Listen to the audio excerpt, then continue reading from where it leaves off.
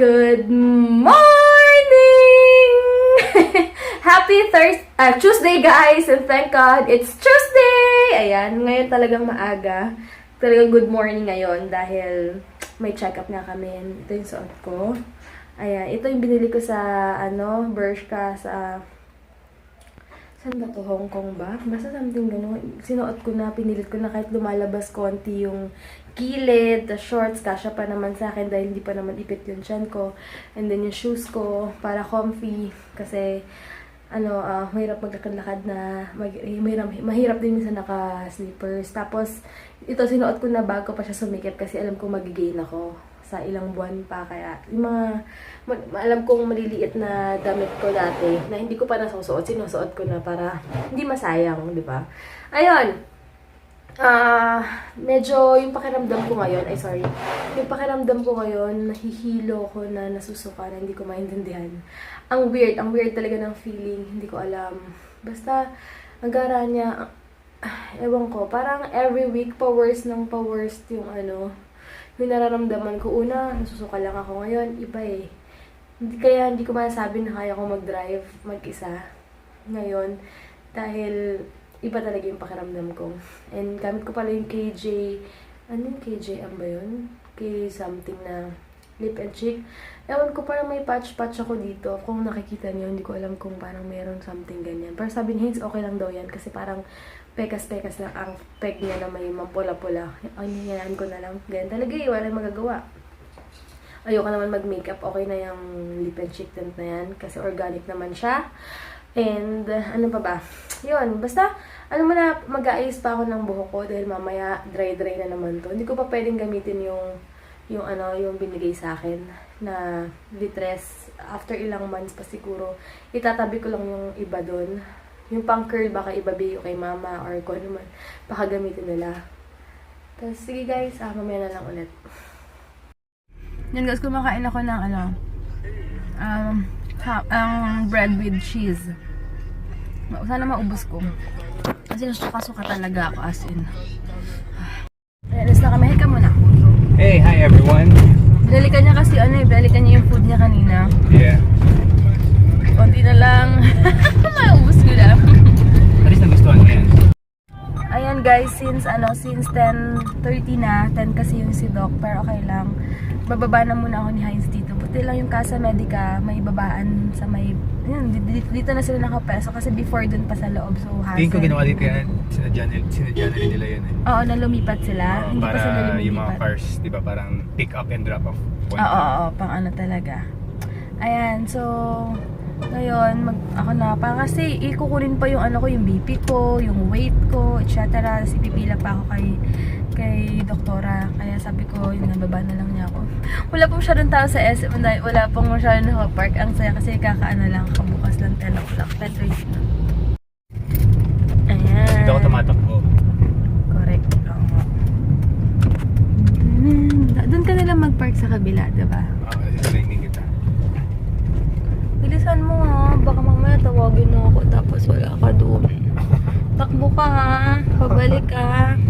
Grabe ka. Ito, dito practicean ko, kaya kinaya ko yung bendi eh. Oo nga eh, oo nga ng taas. Ang cute ang ginawa nila dito. Dito na lang ako, mababa, okay na.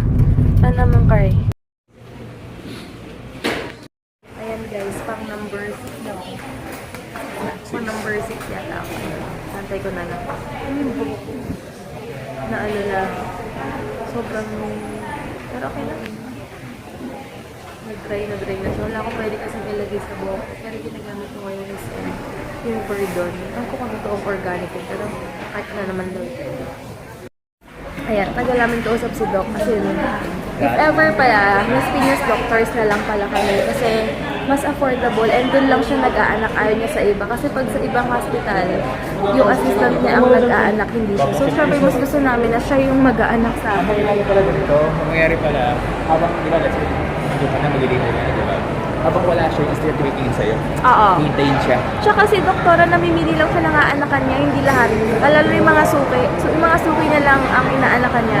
Sabi niya lang, sinabi niya yun sa akin before. So, yun nga, sabi niya, Las Piñas Doctor. So, Yun na lang. Tsaka mas ano, yung normal daw nasa 40. Basta mag-ready daw ng cash na 40 To 50. to 50. Kaya na. Ang ano, ang CS 80 to 100. Ako na So, bahala ayun. dun. Ayun. So, gusto ko na ano, chicken joy.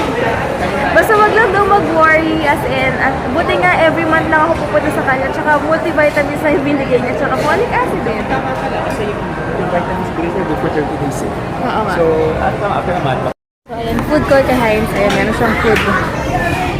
Ayun, sabi ni Doktora, basta iwasan ko daw muna yung ano, yung magbasa-basa sa mga Google and makinig sa mga iba-ibang problema, opinion ng mga iba kasi nga daw iba-iba yung pagbubuntis, and iba-iba yung mga pinagdadaanan ng mga bawat pagbubuntis, 'di ba?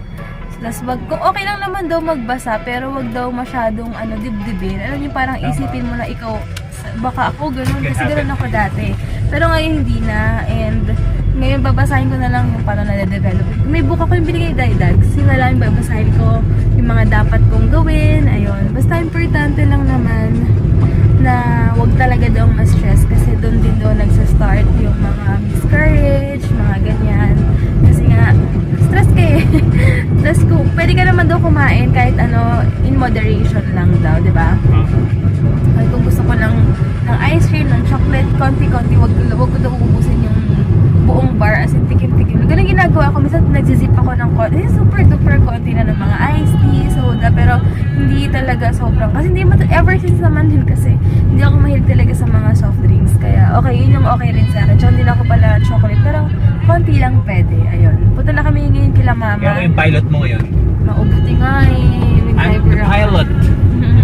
Punta na kami kila mama. Mag-merienda ako ng pizza, siomay. Iwasan ko din maanghang. Sabi ni I'm the Doktora. pilot.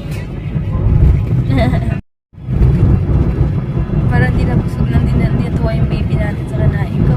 Right. Ayaw na ano yung pagkain. Harap ng puto, oh. So, ayan. Ito na yung andito. Magiging ubis ako dito. Sino pa si Tagwen? Hi, Grita. Ayan. Nakahiga lang ako. Kumain ako ng siomay, pizza. Si mama, gagawa siya ng liempo. Kasi gusto ko ng liempo. Kasi pag nagpabili si Daddy Dags. Pero mga artist lang. Tapos, cute ni Zion, no? Ang gwapo ni Zion. Yung anak nila, Zara Labati, tsaka ni Richard. Ayun, kakain kami ng liempo. Super ko, didaga ng sibuyas. Galoko, iniwan nila ako. Si mama tsaka si tita Gwen pumunta ng palengke, bumili ng liempo. Si Heinz naman tsaka si Daddy Dags, hindi ako sinama, nagmotor. Bago kasi yung motor ni Daddy Dags, so tinesting nila. Kasama si Heinz and binisita yata yung bahay namin. Sabi ko sasama ako. Yun, kaya mag-isa lang ako dito. Inaantay ko lang sila. Wala pa naman akong signal. Akong atis, bili ako ni ma'am. Ang dami. Saan kayo namili? Oh, ito. Ayan, din. Ikaw pa pala nag-hi sa kanila. Ang dami nagtatanong sa akin about sa'yo. Kamusta ka na daw? Ay, kamusta ka na? Ito, bisabisihan. Gusto ka na umaga pa ako luto ng luto pag andito yan. Ayan, tingnan mo. Hindi ko Sarap, pa tiempo. Ihaw si mama. Ay, sabi ni Beb Maria, nagtatampo daw siya sa'yo, ma. Hindi mo siya pinapansin. Ha? Beb Maria, si Maria. Kambal kaya anak nun. Buntis yun eh. Hi ka sa kanya. Hi, Bebe Maria. Nakakalimutan. Kachat mo yun dati. Ano ka? Sasagot naman ako sa lahat ng sumasagot. message. Oh, Beb, Sa lahat na ng messages ko sa messenger. Pag nalilate, pag nakikita ko yung sumasagot ako. Viber. Ewan ko sa Viber. Baka nag-PPM siya or something. Basta hi kay Beb Maria and Kuya Ano, Alvis. wala kaya? O, hi ka na lang sa kanya. Kung sa Viber, wala. Sabi niya kanina, kamusta mo ako kay mami? Sabi mo nagtatampo ako. Ay, Bebe Maria, wag na magtampo. Bawal ma-stress. Bawal ma-stress. Bawal daw ma-stress siya. Ayan, sarap. Ating maigi. Grabe ka. Anong hinalo mo dito, ma? Patay gutom ang pig. Maraming pepper. Ano pa? Suka lang yan. Suka lang. Suka, pero may mukhang may toyo, ah. Suka. Ayan. Ano yung init mo dyan, ma? Yung ano? Yung tawag dito eh. Anong tawag dito yung kinakain ko kanina? Pinapakuloan yung mangosteen. Kasi inawin daw yung... Totoo ba yan? Effective ba yan? Ha? Effective. Ayun sila, kararating lang nila. Iniwan niya ako mag-isa. May nagsasalita dito mag-isa. Iniwan ako ng asawa ko kanina. Where? Dito, iniwan mo ako. May sinilip lang kami. Tingnan, kamusta yung bahay natin doon? Good. Excited ka na? Excited ako lumipat. Excited ka na? Sabi ni Mama, sino yung lagi natin kausap dati sa Viber? Sabi ko, si Beb Maria yun, nagulat siya. Ikaw, maigi naman. 5 months na siya. Nauna lang siya ng ilang weeks sa akin. Ayos. 3 months pala siya nauna. O, kaya nga. Di ba, Ay, Beb? maigi talaga. Ayan, si Mama ngayon ka lang naalala. Sino yung kachat daw? Hinahay mo, kala ko naman naalala mo si Mama talaga. Sabi ko nga, hindi naman siya nag-message eh. Ah, Wala. oo, kasi nga, Ano pa nag-message? kailangan niya pero kami lagi kayo magkausap halos everyday. Yan na, kaya na kami. Yan, stop over muna kami dito sa may Mercury.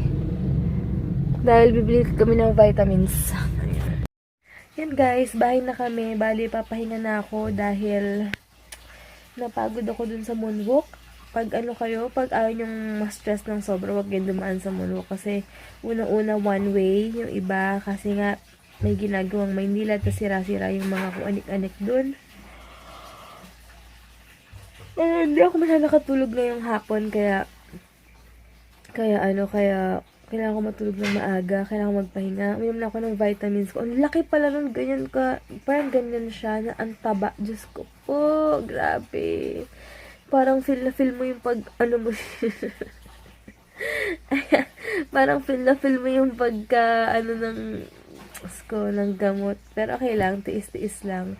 15 tablets muna yung binili ko kasi check ko muna kung okay siya sa akin, kung walang palpitation or kung ano man. Kaya 15 pieces muna.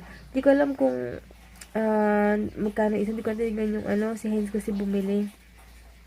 Pero for sure naman, if ever sa mga buntis or nasa hindi ba first trimester, I mean, pag mga ilang weeks pa lang kayong buntis, pag di pa kayo nagpapa-check up sa mga viewers dyan, kung nag-aantay lang kayo ng mag 6 weeks or kung ano man, antayin nyo lang yung OB nyo kung ano ibibigay na vitamins. Kasi iba-iba naman yung mga OB and iba-iba rin yung mga concern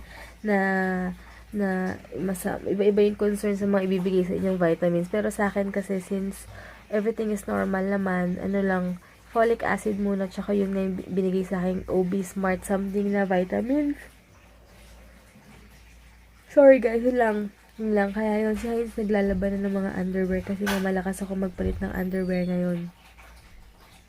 Dahil nga, 'di ba, bawal ako mag-panty liner. So parang alam niyo yun, nakakailang palit ako ng underwear sa isang araw kasi feeling ko ang dumi-dumi agad. Kaya lalo na pag nasa labas kayo, ako lalo pag sa labas ako, tapos walang mga parang bidet ba tawag doon, or walang tissue or kung ano man, parang naanuhan ako. Basta hindi ako mapakali.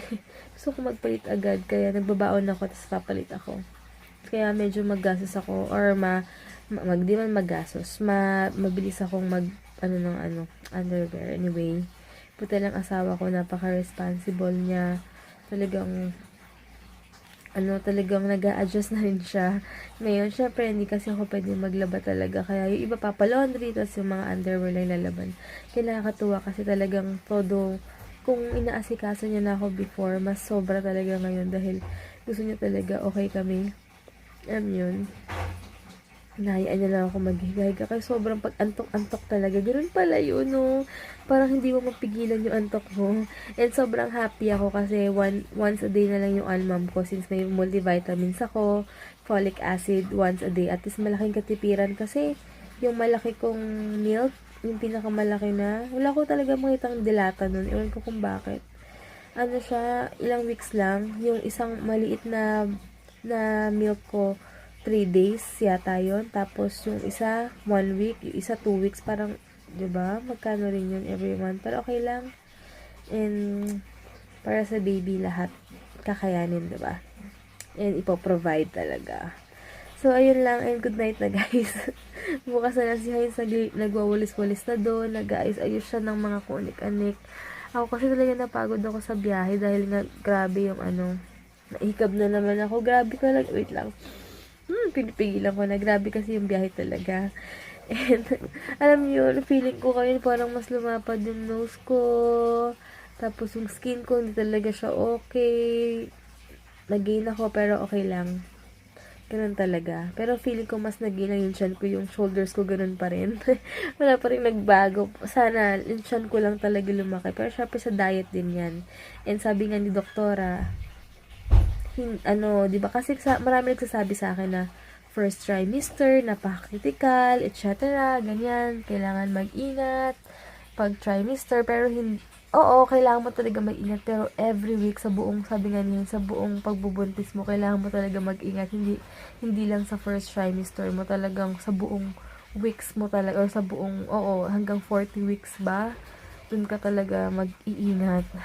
wag ka magpadala sa sinasabi nila na hanggang lang, in first trimester lang. Yun nga, kaya kailangan talaga mag-ingat all throughout sa journey nga na to. So, pero alam ko naman with God, and basta nag-iingat ako, and kay God, walang imposible kapag binigay niya sa'yo talaga kahit ano mangyari. Alam niyo yun. Kasi syempre, minsan sabi ko nga, hindi ko kailangan, hindi naman dapat talaga mag-worry, pero minsan talaga may times na ganun. Syempre, gusto mo maging normal yung baby mo or kung ano man, diba? Pero, sabi nga nila Heinz siya kay doktora, tulad kong sobrang nag-worry, nako, kailangan daw talaga, ma-divert yung attention ko, wag talaga ako mag-worry. Pwede magbasa-basa, pero wag masyadong isipin na baka ikaw rin ganito ka sitwasyon niya, hindi. As in, kaya sabi ni doktor, iba-iba talaga yung mga ganyan. May sinasabi rin siya na, kapag ilang buwan yata, or 6 months. Ano sinasabi ni doktora kanina, Jel? Yung ayaw niya pagawa sa akin kasi, warrior ako. Congenital something. Basta may tinatawag si doktora. Congenital something yun. Congenital something. May tinatawag. Bakit yung mga diferensya ng anak? Kung may diferensya yung baby mo, mga ilang buwan, 6 months, no? 6 onwards. Pwede daw ganun. Kaya lang siya hindi niya ina-advise kasi sabi niya, kapag if ever lang, sa mga case-to-case, basis din, kapag may something sa bata, hindi mo na rin naman siya magagamot sa loob ng tiyan mo. So, much better na malaman mo na kapag lumabas na siya, doon mo na lang siya paggamot. So, nga naman, kasi sabi niya, sa katulad ng mga iba-ibang babae na sobra talaga mag-worry, pag pinatest natin yan, magkukos pa yan syempre, i-worry mo yan kasi alalahanin mo yung mga, kung ano-ano mga nasa baby mo sa loob. So, pati ikaw, madadamay ka, masistress ka, madadamay yung baby, pwede pa siyang mawala if ever, diba? Worst case scenario na naman yun pag ganun. So, sabi doktora, mas okay na ganun na nga lang talaga na hindi niya ina-advise. Pero yung mga iba daw baguhan na OB, ina-advise din. Pero depende. Pero ako naman, panatag ako kay doktora kasi unang-una, 70 plus na siya. Super tanda na. Sobrang dami na niyang experiences na talagang, alam niya yun. Alam niya yung mga OB na, na grabe maningil, magpaanak. May iba-iba rin talaga. Pero siya, sabi ko nga, siguro si doktora kasi, kaya hindi na siya ganun naniningil. Kasi parang yung passion niya talaga. Tsaka sobrang tanda niya na anong gagawin niya sa pera, 'di ba, if ever. Pero ngayon, kaya medyo affordable yung niya, yung mga yung fees niya, kaya medyo affordable kasi nga matanda na rin siya. And syempre mga ganun, hasana talaga yun. Kaya much better na pag OB talaga, medyo may edad na. Kasi may mga nangyari rin daw before na may OB siya, tapos may OB rin yung iba, tapos dinidiktahan siya na kailangan magpa-check ng ganito, ganyan. Hindi naman din lahat dapat. Parang ganun. Siya kasi doktora practical, kaya yun yung gusto ko sa kanya. Sobrang practical niya. And nakakatuwa. Tsaka hindi kanya mamadaliin. Alam mo yun, hindi siya nalilate. Kaya hindi sayang yung oras mo. Yun nga lang, pag once na umupo ka na doon, lahat ng tanong mo, kahit abutin ka ng 30 minutes, as in, okay lang sa kanya, basta ma-entertain ka niya. Di ba, Jella, katuwa si doktora, no? Talagang kahit anong, syempre ikaw na lang din kung na mag-isip na baka kailangan niya ng, diba, may mga ibang pasyente pa. Pero lahat ng gusto mong tanongin talagang open siya, hindi kanya mamadaliin. So, ayun lang, daldal ko na. Basta, kung may tanong kayo, PM lang kayo or kung ano. Pero maraming salamat sa mga nagpi-PM sa akin lagi and masaya sa amin. Malaking tulong din para sa akin yun na to. Sobrang support nyo sa amin. Maraming salamat. Malaking tulong syempre good vibes. Ayan. Kaya sobrang happy ako. And good night na guys. Thank you so much for watching. Good night ka na, Jo. Bye-bye! Night!